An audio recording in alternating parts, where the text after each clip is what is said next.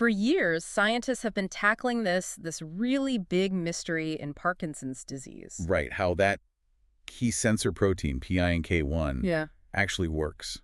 I mean, down at the atomic level. Exactly. It's like knowing, a crucial security camera exists, but having no idea where it's mounted or what actually sets off the alarm. A bit of a black box for sure. But now, there's this brand new paper in Science, just came out, and it feels like they've really pulled back the curtain. Yeah, it's generating a lot of buzz. They're giving us this incredible view. And it's not just seeing the protein, right? It's this whole complex setup on the mitochondria, the cell's power stations, and this chemical switch idea involving oxidation. Precisely. It's kind of counterintuitive, isn't it? That something so vital hinges on what sounds like a simple oxidation-dependent latch. It really is. So welcome to the deep dive. We're focusing today on this major science paper, Structure of Human PNK1 at a Mitochondrial TOM-VDAC Array. And our mission really is to unpack it for you. Yeah, we want to cut through all the dense technical stuff, bypass the jargon, and just pull out the key insights about how PNK1 is structured and how it gets switched on. So you can walk away feeling like you really understand it quickly and clearly. Without the headache of trying to decode a super dense paper by yourself. Let's dive in. Okay. Well, what's really interesting here is that the genetics have been known for a while, maybe 15 years or so. Right. PNK1 and its partner, Parkin. We knew they were critical for cleaning up damaged mitochondria. Absolutely. Mutations in PNK1, they're a known cause of early onset Parkinson's. Yeah. So we knew the main players. But not the detailed choreography, like how they actually interact at the molecular level. Exactly. That part was still pretty fuzzy. Okay, so let's set the stage a bit. Mitochondria, everyone learns they're the cell's powerhouses.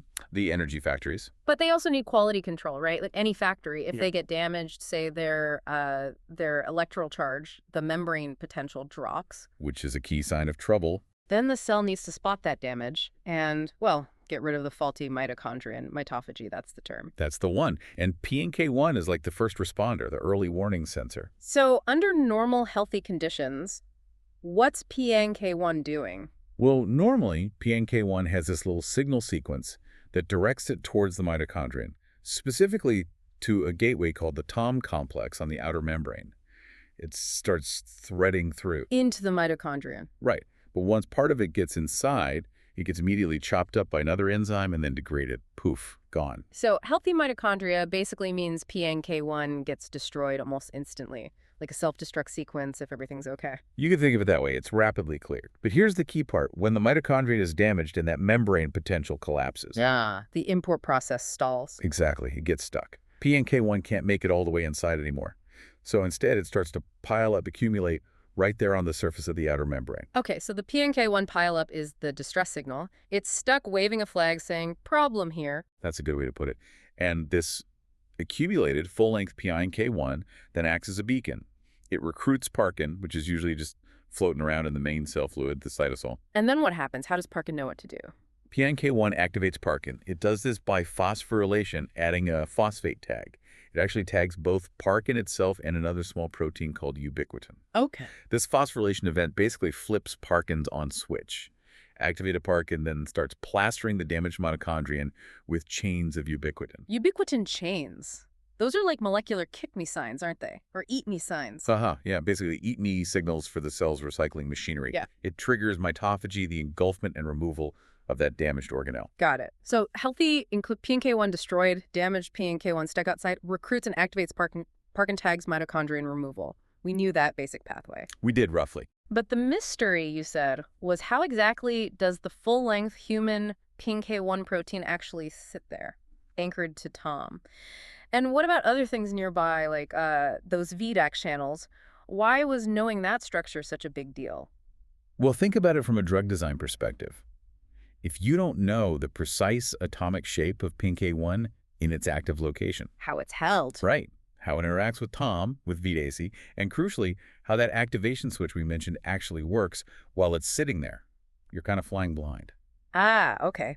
You can't design a specific drug, say, to help activate PNK1 in early disease if you don't know what the target really looks like. Exactly. It's like trying to make a key without actually seeing the lock mechanism. You need that structural blueprint. And this science paper, this is where they finally give us that blueprint. They saw the lock. That's the core breakthrough, yes. They solved the structure. Using cryo-electron microscopy, cryo-EM, They visualized human PNK1 right there in context on the mitochondrial outer membrane. And the resolution was? Really good. 3.1 angstroms. Wow, 3.1 angstroms. That's incredibly detailed. Down to seeing the protein chain's twists and turns, almost individual atoms. It allows you to see the precise interactions. And importantly, they didn't just see PNK1 by itself. No. What else was there? That's the other major finding.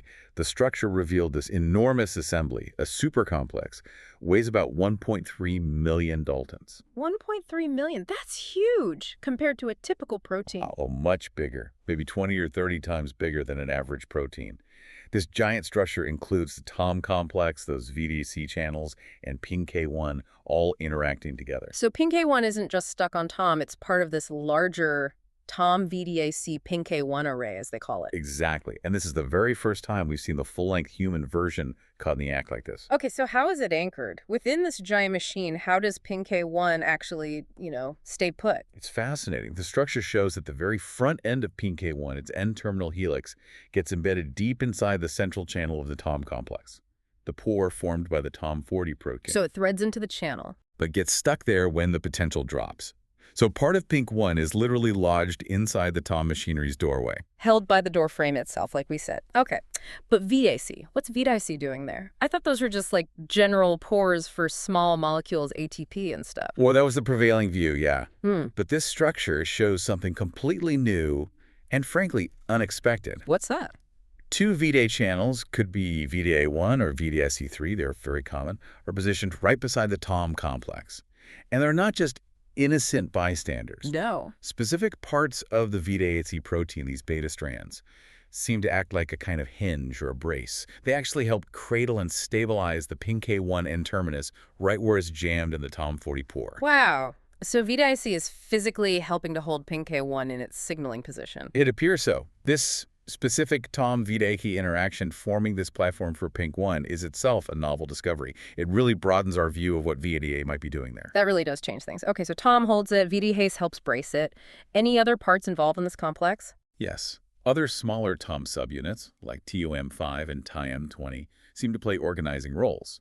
They help arrange the TOM complexes around this central VDAC pair. And interestingly, TOM-5 and TOM-20 also seem to directly bind parts of the other end of PNK1, the kinase domain, the part that does the phosphorylation. Yeah. Specifically the C lobes. So they might help position the business end of PNK1 once the front end is anchored? That seems to be the implication. It's this really intricate network of interactions holding PNK1 just right. Okay, so the structure shows us where PNK1 sits and how it's held by TOM and VDS. Incredible detail.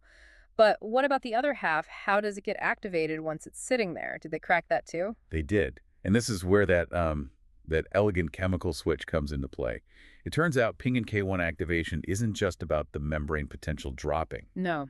What else is needed? It seems to be controlled by a double key mechanism. You need both a loss of potential and an increase in reactive oxygen species, ROS. ROS, those damaging molecules that increase during stress. Exactly. Things like superoxide. They often increase when mitochondria are damaged. So the cell seems to need both signals, low potential A&D, high ROS, before PNK1 really gets going. A double key. So how does PNK1 sense both things? How does that work physically? They found a specific chemical structure responsible, a disulfide bond. Okay, a bond between two sulfur atoms on cysteine amino acids. Precisely. They pinpointed a specific bond between cysteine 166 and cysteine 170 in the PNK1 protein chain. This disulfide bond acts as a kind of latch that is sensitive to both the potential and the oxidative environment. The chemical latch.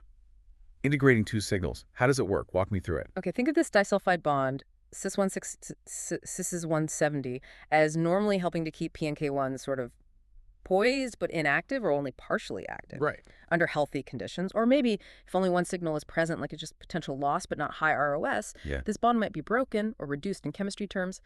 The latch is open, PNK1 stays quiet. But when you get both conditions, the membrane potential collapses and ROS levels go up, which chemically favors disulfide bond formation, then this specific cis 166, cis 170 bond forms, or is maintained if already formed. In that forming of the bond. That locks a key part of the PNK1 protein structure into an activated conformation. It makes it ready to phosphorylate Parkin and ubiquitin to really kick off the mitophagy signaling. Wow, that is neat.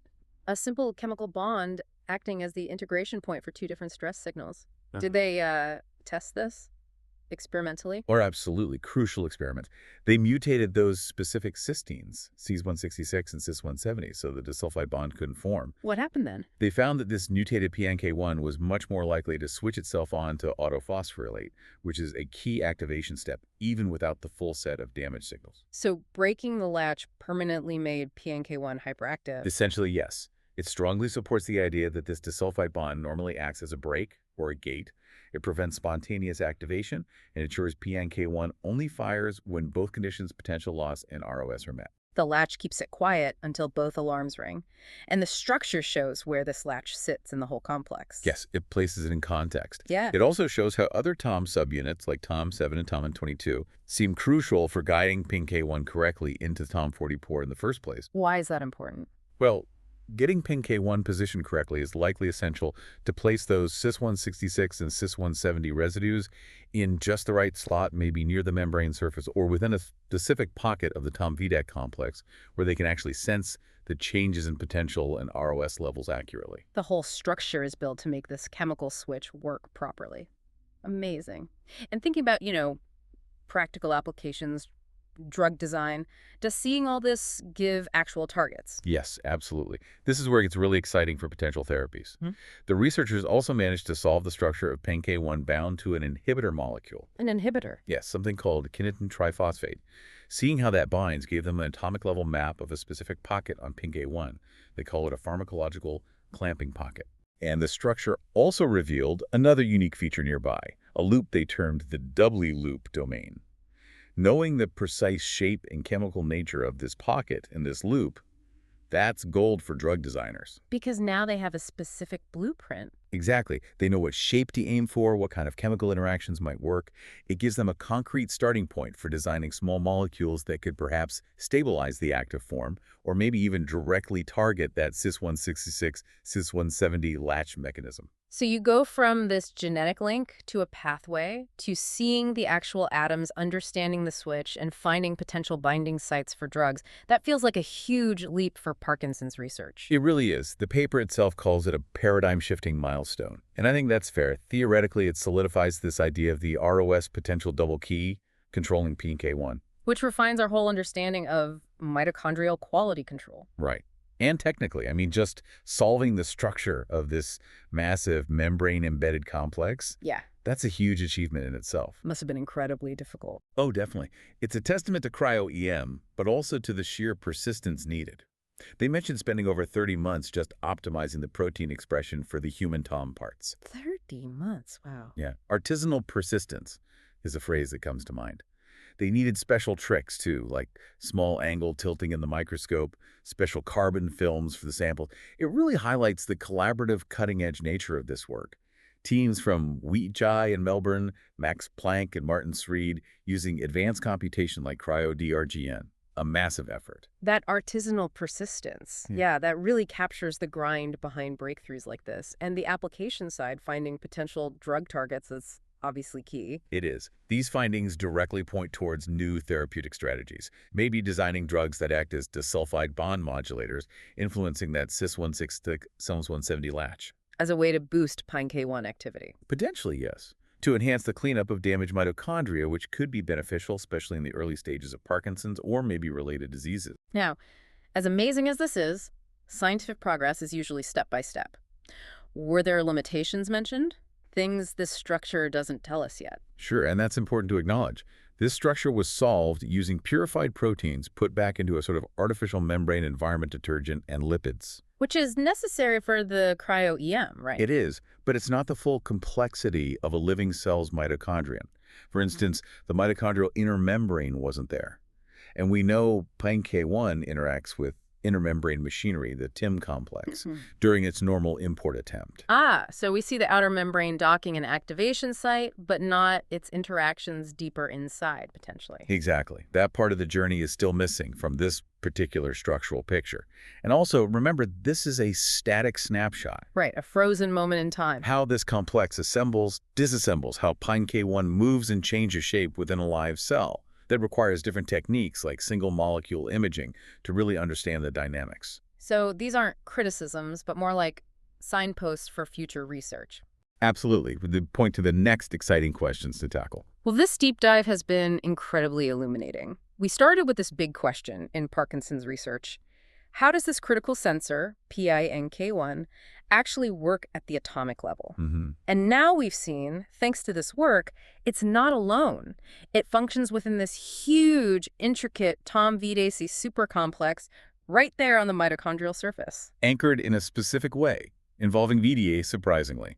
And we've unpacked that activation mechanism, the double key of potential loss and ROS, controlled by that elegant disulfide bond latch. A really neat piece of chemistry regulating biology. And crucially, we've connected those atomic details back to real-world potential, seeing how they reveal specific targets for designing new drugs for Parkinson's. Hopefully you, listening, feel like you've grasped those core insights from a really complex paper. You've seen the structure, understood the switch, and seen the potential implications. All without, getting bogged down in the methods section or lost in supplemental figures. That's the goal of this deep dive. Yeah. So here's a final thought to leave you with, building on that disulfide switch. We now see oxidation playing this very specific regulatory role for PNK1 on mitochondria. It's not just random damage. Could similar oxidation-dependent switches, these chemical latches, be operating elsewhere, maybe controlling other quality control pathways for different cell parts or involved in other diseases entirely? Or maybe just seeing the precise architecture of these machines? How else might that unlock therapeutic ideas we haven't even conceived of yet? Something to ponder.